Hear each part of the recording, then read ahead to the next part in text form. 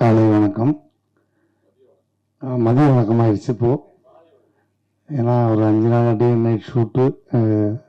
இப்போ கூட song shoot முடிச்சுட்டு அப்படியே வர்றேன். திரும்ப கோயம்புத்தூர் போகிறேன்.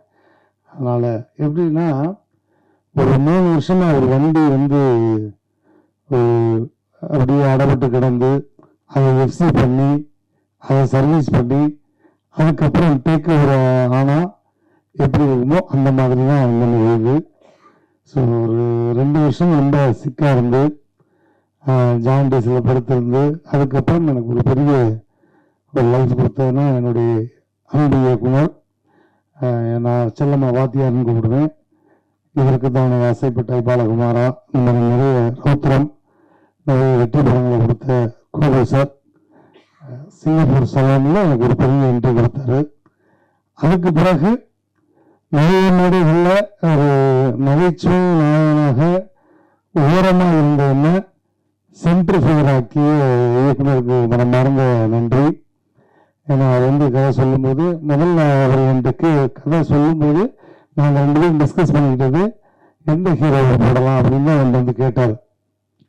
ஆர்யா, ஜீவா, யார்கிட்ட போய் கதை சொல்லுங்க அப்படின்னு. ஆனால் அதே கதையை ரெண்டையும் சொல்லி என்ன ஹீரோ வரணும்னு எனக்கு தெரியாது. அதுக்கப்புறம் ஒரு பெரிய ஒரு பரிமாணத்தை கொடுத்து இயக்குநருக்கு மனமார்ந்த நன்றி. தயாரிப்பாளர் சகோதரி பிரசாந்தினி, அவங்களுடைய மனைவி, அவங்களுக்கு ரொம்ப ரொம்ப நன்றி. அதே மாதிரி என் கூட பயணித்து இந்த படத்துக்கு உறுதுணையாக இருந்த இதை அவ்வளோ அழகாக பார்த்துக்கிட்ட மேடையில் இருக்கக்கூடிய ஒட்டுமொத்த கலைஞர்களுக்கும் மனமார்ந்த நன்றி. மீடியா பீப்புள், நீங்கள் இல்லைன்னா எதுவுமே சாத்தியம் கிடையாது. ஏன்னா நிறைய விஷயங்கள் உங்கள் முன்னாடி நான் பெர்ஃபார்ம் பண்ணியிருக்கேன், பேசியிருக்கேன். பட் இன்னைக்கு அதை தாண்டி கிட்டத்தட்ட நானும் சினிமாவுக்கு 2002 2001 கிட்டத்தட்ட 25 வருட காலத்துக்கு பிறகு ஒரு மேடை கலைஞனாக இருந்து நகைச்சுவை கலைஞன், mimicry artist, dancer, anchor, performer, இப்படிலாம் தாண்டி இந்த படத்தில் கதையின் நாயகன். அவ்வளோதான், ஹீரோலாம் கிடையாது. கதையின் நான் எப்பயுமே அடிக்கடி சொல்கிறது தான், நம்ம எப்பயுமே டெல்லி கணேஷ், ஒரு வி.கே. ராமசாமி, ஒரு விஜயராமூர்த்தி, இதுதான் என்னுடைய மெயின் தாட்டு. அதுதான் அந்த வண்டி தான் 85 வரை ஓடும். 85 வயசு வரை அந்த வாட்டுக்கு போய்கிட்டே இருக்கும், பிரச்சனையே கிடையாது. ஹீரோன்னு போயிட்டு சொன்ன மாதிரி அடுத்து நான் ஹீரோவாகத்தான் பண்ணுவேன், தலைகீழாகத்தான் குதிப்பேன் அப்படின்னா அது இந்த படத்துக்கு கதையின் நாயகன். அதனால ரொம்ப ரொம்ப சந்தோஷம். நான் பிறந்த கண்டிஷன்ல என்னால் ஒரு 10 நிமிஷம் வெயில் நிற்க முடியாது, கேராகிடுவேன்.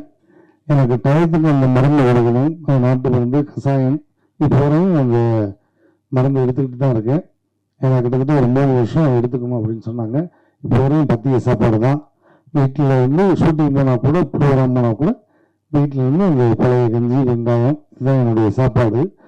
ஸோ அதை கேர் பண்ணிக்கணும் அப்படின்றப்ப ரொம்ப ரொம்ப கஷ்டம். அதை தாண்டி பொதுவாக எல்லாத்துக்கும் எப்படி இயக்குனருக்கு மனைவி ரொம்ப சப்போர்ட்டாக இருக்காங்களோ அது மாதிரி என்னை கரம் பிடிச்சதுலேருந்து இந்த நிமிடம் வரை என்னை பத்திரமா பார்த்துக்கிட்டு டயத்துக்கு என்ன வேணுமோ கொடுத்து என்னை அழகாக பார்த்துக்கிட்டு என்னை மிகப்பெரிய பெரிய ஒரு டேக் ஓவர் பண்ணி மீண்டும் மறுபடியும் ஒரு எல்லாரும் அண்ணாச்சி சொன்ன மாதிரி ரூபசங்கருக்கு முடிஞ்சு இனிமேல் அவ்வளோதான். நான் காலத்துக்கு கேட்டிருக்கேன் நல்ல சினிமா வட்டாரத்தில் அடுத்து ரூபகம் போல அவ்வளோதான் அப்படின்லாம் பேசியிருக்காங்க. ஆனால் அதை தாண்டி மீண்டும் என்னை களம் இறக்கிய என்னுடைய மனைவிக்கு மிகப்பெரிய நன்றி. முன்னாடியில் ஏன்னா தாய்க்கு போய் தாரன்னு சொல்லுவாங்க, எனக்கு தாரமே ஒரு தாயை அந்த மாதிரி இப்போ வரையும் பார்த்துக்கிட்டு இருக்கா. ஸோ ரொம்ப ரொம்ப அவளுக்கும் இந்த இடத்துல நன்றி, என் மகளுக்கும் நன்றி, மேடையில் இருக்கக்கூடிய எல்லா கலைஞர்களுக்கும் இந்த மனமான நன்றி. குறிப்பாக இந்த படத்தில் அந்த பாட்டு பாடிய ஆஸ்கார் நாயகன் மரியாதைக்குரிய கீரவாணி சார், டம்ஸ் என்ன மற்ற ஜி.வி. பிரகாசுடைய மனைவியார், அவங்களுக்கும் என்னுடைய மனமார்ந்த நன்றி. இசையமைப்பாளருக்கு ரொம்ப ரொம்ப நன்றி. எனக்கெல்லாம் வந்து அந்த பாட்டுக்கு ரொமான்ஸ் பண்றதுக்குலாம் நான் பரிகரிச்சுட்டேன். மேடையில் நான் சும்மா வந்து பேச விட்டா என்ன வேணாலும் பேசிடலாம். ஆனா ரொமான்ஸ்ன்றது எவ்வளவு கஷ்டம்ன்றது அன்னைக்கு தான் நான் பார்த்தேன். அந்த பிள்ளையை கையை பிடிச்சி இழுத்து தூக்குறதுக்குள்ள படாதவாட விட்டு போனேன். ஆனா டைரக்டர் 4 தடவை தூக்கி இறக்கிட்டாரு. இல்லைங்க இப்படி தூக்குங்க, இப்படி தூக்கி சோமாசன் இறக்குங்க ரோபோஜி அப்படின்னு. அந்த வாக்கியம் வரப்புக்குள்ள நானே கிருகிருன்னு அப்பப்போ ட்ரீட்மெண்ட் மாதிரி போட்டுக்கிட்டு இருக்கேன். இதுல கட்டும் வெயில், மொட்டை பாறை, இதுல ஓடிவாங்க, இதுல சறுக்கிக்கிட்டு இப்படி பிடிங்கன்னா என்னைய பிடிக்கிறதுக்கே 2 பேர் இல்லையா, இல்ல அந்த பிள்ளையோட பிடிக்கணுமா அப்படின்ற அளவுக்கு. பட் அதையும் தாண்டி ரொம்ப அழகாக அந்த ஊர் மக்களுக்கு மனமார்ந்த நன்றி. ஏன்னா எனக்கு வந்து அடுத்த ஹீரோவாக ஒரு பரிணாமம் அப்படின்றது சங்கர் என்ற பெயருக்கு ஏற்ற மாதிரி சங்கராபுரம் அந்த ஊர் மக்கள் அவ்வளவு அழகா பார்த்துக்கிட்டாங்க. என்ன மட்டும் இல்லை, ஹோல் டீமே சாப்பாடுல இருந்து எல்லாமே அவ்வளவு அழகா பார்த்துக்கிட்டாங்க அந்த ஊர் மக்களுக்கு நன்றி. அதே மாதிரி நிறைய மேடையில் ஒருத்தருக்கு நன்றி சொல்லுவேன். இந்த மேடையிலும் அவருக்கும் நான் நன்றி சொல்லுவாங்க. ஏன்னா கலக்கப்போவது யாரு அப்படிங்கிற ஒரு நிகழ்ச்சி வரும்பொழுது நான் வந்து மேடை கிளம்புனா அவ்வளோ பிஸி. நான் இதுவரை கிட்டத்தட்ட மேடையில் மைக் பிடிச்சி இதோட 33 ஆண்டுகள் ஆகுது. 33 வருஷம் கடந்து மேடையில் மைக் பிடிச்சி நிகழ்ச்சி பண்ணிட்டு இருக்கேன். கிட்டத்தட்ட 18,000 மேடைகளுக்கு நான் நிகழ்ச்சி பண்ணிட்டேன். அப்படி பிஸி. ஒரு நாளைக்கு 9 ஷோ 10 ஷோ பண்ண ஒரே ஆளாக தான் இருப்பேன்னு நினைக்கிறேன். அப்பெல்லாம் ஏன்னா 1/2 ஹவருக்கு ஒரு ஸ்டேஜ். காலையில் சாயங்காலம் 6 மணிக்கு வரணும்னா நைட்டு 2 மணிக்குள்ள 10 ஷோ முடிச்சுட்டு வந்துடுவேன். சம்பளம் 100 ரூபா தான். ஆனால் 10 ஷோ முடிச்சுட்டு விடியகாலம் 4 மணிக்கு தான் வீட்டுக்கு வருவேன். அவ்வளோ பிஸியாக இருக்கும்போது இப்போ கலக்கப்போவது யாரோ அப்படிங்கிற ஒரு நிகழ்ச்சி வந்து ஆரம்பிக்க போகிறாங்க விஜய் தொலைக்காட்சியில். அப்போ எனக்கு அதுதான் பாஸ்கரன் பாஸ்கரன் வந்து 2 வருஷம் பழக்கம். ஆனால் வந்து இது வந்து ஒரு தடவை ஆடிஷன் அட்டன் பண்ணிட்டு போனாரு. நான் எதுக்கு வந்தாலும் ஒரு எபிசோடு அவ்வளோதான். ஆனால் நேரத்தை விட்டுட்டா ஒரு 3 நிகழ்ச்சி பண்ணி எனக்கு 300 ரூபா வந்துருந்தேன். நான் போறேன்னு அப்படின்னு. இல்லைடா ஒரு 5 நிமிஷம் ஆடிஷன் மட்டும் அட்டன் பண்ணிட்டு போகணும். கமல் சார் மாதிரி விஜயகாந்த் சார் மாதிரி பேசிட்டு மட்டும் போகும். அதுக்கப்புறம் மருந்து வெள்ளாட பார்த்துக்கலாம். என்னை கையை பிடிச்சி தரத்தையும் ஒரு ஸ்கூல் பிள்ளைகளை கொண்டு விடுற மாதிரி என்னை உள்ள தள்ளி விட்டு ஒரு 5 நிமிஷம் பெர்ஃபார்மன்ஸ் வச்சாரு. அந்த 5 நிமிடம் பெர்ஃபார்மன்ஸ் தான் அதுக்கப்புறம் இன்றைக்கு இந்த மேடை நிற்கிறவரையும் என்னை வந்து உலகம் ஃபுல்லாக காமிச்சிருக்கேன். அதுக்கு காரணம் பாஸ்கரன். வந்து ஃபைட் மாஸ்டர். நமக்கு ஒரு ஃபைட்டுக்கும் சம்பந்தமே கிடையாது. இருந்தாலும் ஒரே நாளில் அவ்வளவு அழகா இவருக்கு என்ன வரும் அப்படின்றத புரிஞ்சுக்கிட்டு அவ்வளோ அழகாக கம்போஸ் பண்ணாரு. ஸோ ஃபைட் மாஸ்டருக்கு என்னுடைய மனமார்ந்த நன்றி. டான்ஸ் மாஸ்டர் எல்லாருக்கும் மனமார்ந்த நன்றி.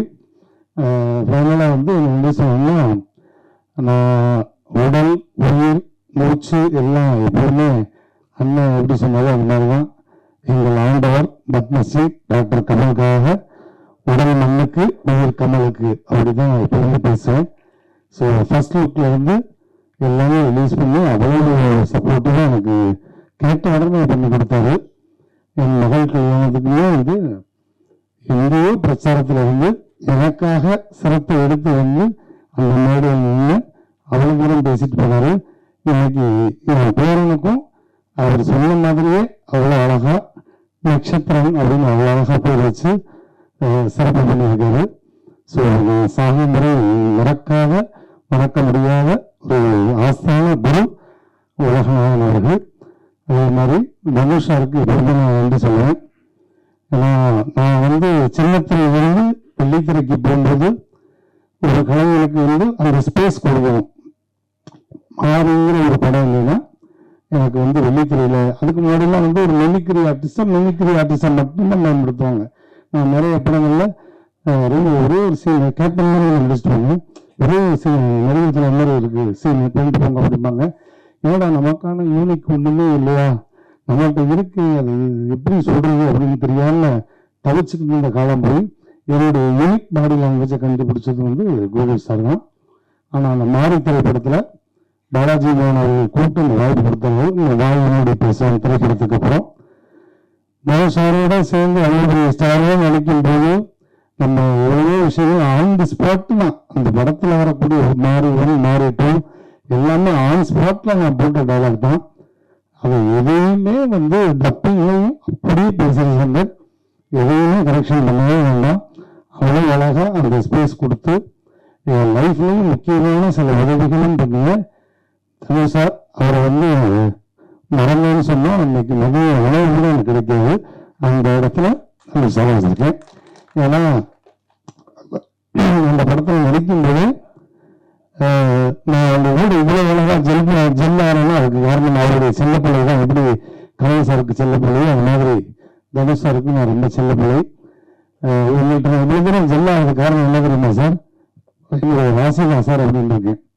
என்ன ராசி அப்படின்னு தனுஷ் ராசி அப்படின்னாரு. தனுசு ராசின்னு சொன்னேன். ஸோ அந்த மாதிரி எனக்கு ரொம்ப மிகப்பெரிய ஒரு சுச்சுவேஷனில் மிகப்பெரிய உதவி செஞ்சு இன்னைக்கு நான் வந்து ஹாப்பியாக இருக்கேன்னு அது காரணம் தனுஷ் சார் அவர்கள். அவருக்கு எப்பவுமே நன்றி. அண்ட் இந்த படம் வந்து மே 9 வருது. நாங்கள் வந்து ஆஸ்காருக்கு படம் பண்ணல, ஆடியன்ஸுக்கு தான் படம் பண்ணியிருக்கோம். அதனால இந்த மாதிரி கதை உலகத்திலே இல்லை அப்படிலாம் நான் சொல்ல மாட்டேன். வந்தால் நல்லா ஜாலியாக ஒரு என்டர்டைன்மெண்ட்டாக ஃபேமிலியோட சிரித்து சந்தோஷமாக போகக்கூடிய ஒரு அற்புதமான படம். தொடர்ந்து நான் வந்து காமெடியாக தான் நடிப்பேன், கேரக்டர் தான் நடிப்பேன். இந்த மாதிரி கதையின் நாயகனாக இருக்கும் பட்சத்தில் தான் நடிக்கலாமே எழுது. நான் எப்பவும் நிறைய முறை கேட்டிருக்காங்க, நீங்கள் எப்போ ஹீரோ ஆகுங்க, எப்போ ஹீரோ ஆகுங்க. நான் எப்பயுமே மக்கள் மனசில் ஹீரோ ஆகி பல வருஷம் ஆச்சு. ஸோ அவங்கள லைவாக நான் நிறைய 10,000 பேர் 5,000 பேர் 1,00,000 பேருக்கு நிறைய பெர்ஃபார்ம் பண்ணுவேன். அதனால நான் மக்கள் மனசில் எப்பவுமே கேட்கணும். அதனால தனித்துவமாக ஒரு படம் எனக்கு தேவையில்லை. நம்ம எப்பவுமே நகைச்சுவையாக எல்லாருக்கும் பிடிச்ச ஒரு கலைஞர் இருக்கணும் அப்படின்னு தான்.